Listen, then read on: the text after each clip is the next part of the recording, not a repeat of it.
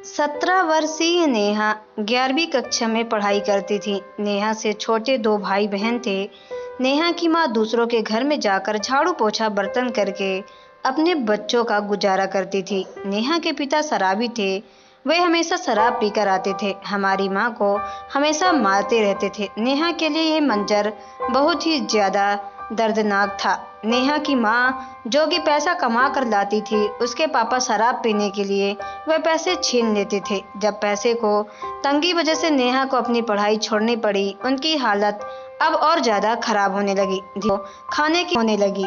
नेहा अपने छोटे भाइयों को पढ़ाना चाहती थी, लेकिन उनके पास इतने पैसे नहीं थे कि नेहा ने फैसला किया कि अपने भाई बहन को पढ़ाने के लिए वह भी अपनी माँ की तरह दूसरों के घर में काम करने जाएगी। नेहा को जिस घर में काम मिला वह 75 साल का संदीप नाम का युवक रहता था, जिसकी शादी नहीं हुई थी। उसके घर में उसके अलावा और कोई नहीं रहता था। नेहा जब पहले दिन संदीप के घर काम करने गई, नेहा की खूबसूरती देखकर संदीप मोहित हो गया। नेहा जब भी काम करती तो संदीप की नज़र नेहा से हटती ही नहीं थी। संदीप इस तरीके से देखने से नेहा को असुविधा होने लगी। संदीप के मन में नेहा को हासिल करने की ललक पैदा हो गई। एक दिन नेहा किचन में जब खाना बना रही थी, तभी अचानक संदीप पीछे से आया और उसे अपनी बाहों में जकड़ लिया। संदीप को ऐसा करते देख नेहा घबरा गई और उसे दूर धकेलने लगी, लेकिन संदीप उसके शरीर को अजीब तरीके से छूने लगा। नेहा कैसे भी करके वहां से भाग गई और अपने घर चली गई। घर जाने के बाद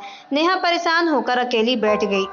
वह ये सब बात बताती तो किससे बताती। घर में अपने छोटे भाई बहन को देखकर नेहा का दिल पसीज गया। उसने फैसला किया कि अब वह किसी दूसरे घर में काम करने जाएगी। दूसरे दिन नेहा किसी दूसरे के घर में काम करने गई। जब काम करके वह घर वापस आई तो उसने देखा कि उसके घर के बाहर एक बड़ी सी गाड़ी खड़ी थी। जब नेहा घर के अंदर गई तो उसने देखा कि संदीप उसके घर में बैठा हुआ था।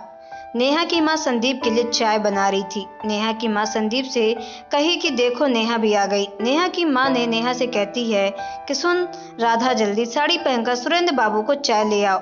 नेहा ने हैरानी से अपनी माँ से पूछी, आप मुझे साड़ी पहनने के लिए क्यों कह रही हो? यह इंसान हमारे घर में क्या कर रहा है? मुझे नफरत है इससे। नेहा को माँ गुस्से में नेहा से कही बात बहुत जुबान चलने लगी है। तेरी चुपचाप, मैं जितना बोल रही हूँ उतना कर। और हाँ, संदीप जी से तमीज से बात करना, वह होने वाले तुम्हारे पति हैं। नेहा ने अपनी माँ से कहा, आप क्या कह रही हो माँ? मुझे कुछ समझ नहीं आ रहा है।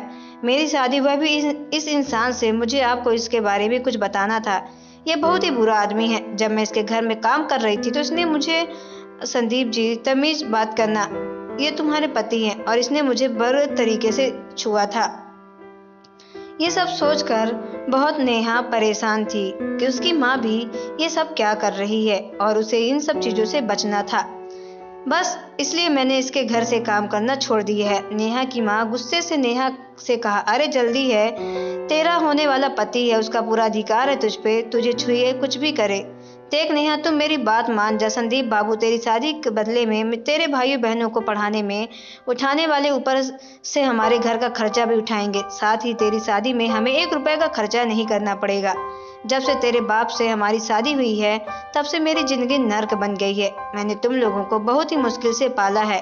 अब जब तुझे कुछ अच्छा करने का मौका मिल रहा है तो तू कदम पीछे कर रही है। नेहा बोली, ऐसी बात नहीं है माँ, आप ऐसा मत कहिए, लेकिन आप एक बार उसकी उम्र तो देखिए। वह मेरी बाप की उम्र का है, मैं उससे शादी कैसे कर सकती हूँ? नेहा की माँ ने कहा, अगर किसी जवान से शादी करेगी तो जिंदगी भर जवान ही नहीं रहने वाला है, कभी ना कभी तो बूढ़ा होगा। इससे अच्छा है तो बूढ़े से शादी कर लो, और अगर तू शादी नहीं करना चाहती तो मैं जहर खा लूंगी और अपने दोनों भाइयों को मुझे भी दे देना, क्योंकि हम इस गरीबी में जीने की अब हिम्मत नहीं रही। नेहा ने रोते हुए कहा, ऐसा मत कहो माँ, मैं शादी करने के लिए तैयार हूँ। नेहा ने अपने भाई बहन के भविष्य के लिए अपने घुटने टेक दिए और अधेड़ उम्र के संदीप से शादी कर ली। अब शादी की पहली रात फूलों से सजी सेज में सहमी सी नेहा घूंघट डालकर बैठी हुई थी। वहीं कमरे का दरवाजा खुलता है और संदीप सुहागरात मनाने की उत्सुकता में दरवाजा बंद करके नेहा के पास आता है। संदीप ने नेहा का घूंघट उठाया और नेहा का धड़कने तेज होने लगी। संदीप भूखे शेर की तरह नेहा पर झपट्टा मारने के फिराक में था।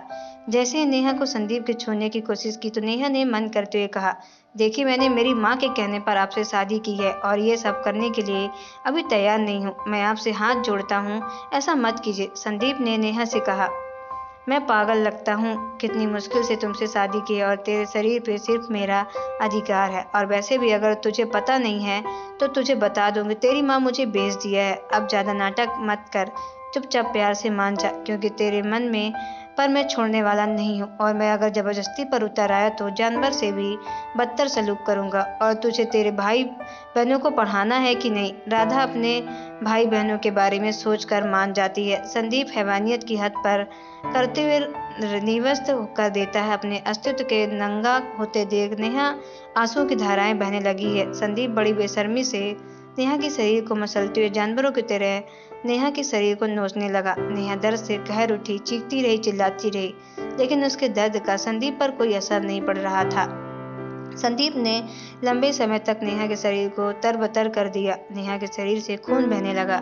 नेहा यह दर्द बर्दाश्त नहीं कर पाई और बेहोश हो जाती है। अगली सुबह नेहा का शरीर सूज गया था। अब दर्द के कारण वह सही से चल भी नहीं पा रही थी। जैसे तैसे उसने अपने घर का काम खत्म किया। संदीप के ऑफिस जाने के लिए नेहा ने टिफिन तैयार किया। संदीप के जाने के बाद नेहा ने चैन की सांस ली और उसके शरीर पर बहुत सारे निशान बन चुके थे। नेहा बार बार घड़ी की तरफ देख रही थी। वह बिल्कुल नहीं चाहती थी कि शाम को संदीप घर वापस आए। घड़ी को देखते देखते नेहा को नींद आ गई। अचानक दरवाजे की घंटी बजी। नेहा नींद में जाग गई और दरवाजा खोलने लगी।